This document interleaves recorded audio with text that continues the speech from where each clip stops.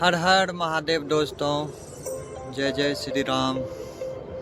अभी मैं प्रयागराज महाकुंभ में हूँ और मैंने यह वीडियो अपना यह एक्सपीरियंस शेयर करने के लिए मैंने यहाँ से क्या सीखा, क्या समझा, यहाँ घूमने से कुंभ आने का क्या फ़ायदा है, क्यों आना चाहिए। और बहुत से तर्क के अनुसार बहुत से निगेटिव चीज़ भी देखने को मिलते हैं, निगेटिव प्रश्न भी उठते हैं कुंभ के बारे में। तो मैं उस पर बातें करना चाहता हूँ अभी। तो मैं यही बताना चाहता हूँ कि मैंने यहाँ आकर अलग अलग जगहों से धर्म संस्कृति के लोगों को देखा, उनके बात विचार, उनके अंदर वह धर्म का वह सत्व गुण जो उनके अंदर विद्यमान था वो मैंने उनसे सीखा, देखा। और जैसे बहुत से लोग कहते हैं कि कुंभ में ही जाकर क्यों नहाना चाहिए, तो इसका भी बहुत अलग अलग अर्थ निकलता है। जैसे कि अगर आप कहेंगे कुंभ में ही क्यों नहाना चाहिए, तो यहाँ तो बहुत भीड़ है, बहुत सी दुर्घटनाएं भी हुई है यहाँ पे मौनी अमावस्या के दिन, जैसा कि आप लोगों ने सुना होगा, न्यूज़ में भी आया। तो इस कारण से मैं भी लोगों को बोलता था कि आप ज़्यादा लोगों के साथ मत जाइए, या महिलाएं का ध्यान दे के मतलब जाइए जो चल फिर नहीं सकती है, क्योंकि मतलब 7-8 किलोमीटर चलना होता है स्टेशन से, और संगम तक पहुंचने का जो रास्ता है पैदल चलना होता है। बहुत कम गाड़ियां या ई रिक्शा कहीं कहीं मिलती है, वो भी मेन जो रास्ता है वहाँ पर आपको गाड़ी नहीं मिलेगी। पैदल ही लगातार भीड़ का जत्था चलता है और आपको उसके पीछे पीछे जाना पड़ता है, और लगातार सीधा ये जो संगम क्षेत्र है वहाँ पे आप पहुँचिएगा। तरह से स्नान का यह तरीका है, लेकिन सिर्फ यही नहीं कि जैसे लोग आते हैं और मारामारी करते हैं कि संगम तट पे ही जाना है, त्रिवेणी में नहाना है।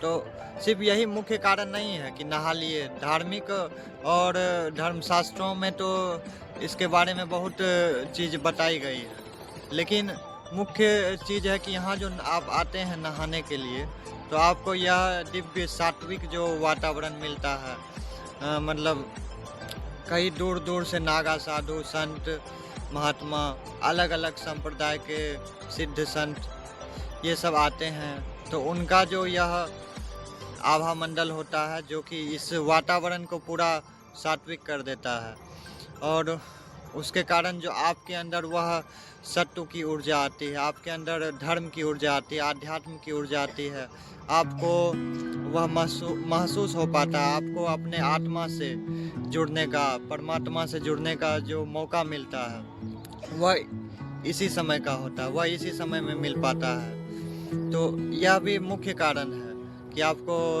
कुंभ में आना है तो आप बस नहाने के पीछे मत जाइए कि हम जाके संगम में ही नहाएंगे। मैं यमुना जी में भी जाके नहाया, जहाँ जगह मिला तो नहा लिया।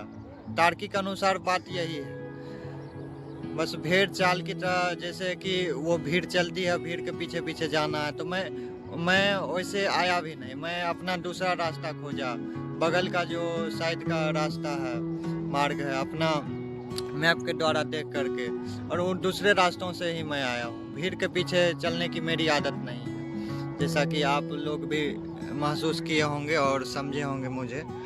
तो इस तरह से, और जो यहाँ पर मैंने देखा कि लोगों के अंदर जो धर्म की भावना होती है, जो आध्यात्मिकता होती है उनके अंदर, जो धर्म मतलब उनके अंदर जो गुण होता है, जो उनका नियम, जीवन शैली, जीवन जीने का तरीका सात्विक तरह से, आध्यात्मिक तरह से, वह और ज़्यादा जागृत होता है, पुष्पित पुल्लवित होता है, जिसके कारण से वो सत्य तक पहुँचने में अपना मार्ग प्रशस्त कर पाते हैं। तो इस तरह से, जैसे कि मैं यहाँ देखा कि बहुत से जो कुछ सामान बेचने के लिए आते हैं, तो बहुत से ऐसे गरीब लोग, मीडियम से भी छोटे परिवार के लोग जो होते हैं, तो वो लोग कुछ ना कुछ सामान बेचने के लिए आते हैं और यहीं 200, 500, 1000 रुपया का कमाते हैं, और कुछ दान पुण्य करते हैं और अपने परिवार को भी इस वातावरण में कुछ दिन रख पाते हैं। तो ऐसे लोग जो होते हैं वो यह नहीं सोचते हैं कि मैं कितना बेच पाऊंगा।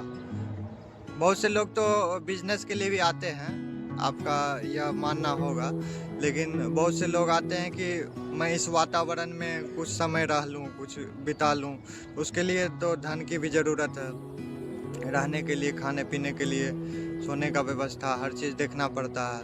और परिवार है, अगर उनका बच्चा है, तो सबके लिए तो सिरा आके यहाँ ऐसे रहना तो उचित नहीं हो पाएगा ना।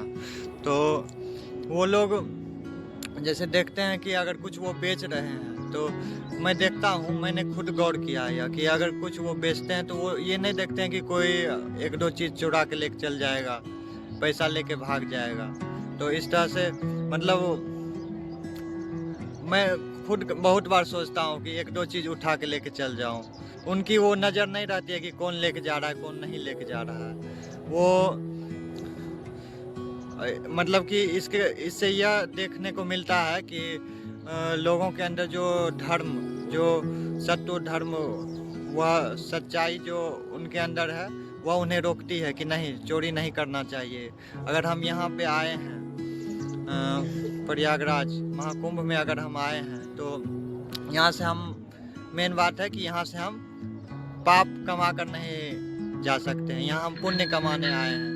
तो किसी तरह का भी गलत काम नहीं करेंगे। इस तरह का लोगों के अंदर वह सोच, वह चिंतन, वह जागृत होता है, जो मैंने अनुभव किया है। दूसरा चीज़ दोस्तों, मैंने यह देखा यहाँ कि अलग अलग प्रदेशों से, अलग अलग राज्यों से और विदेशों से भी लोग आते हैं यहाँ पे।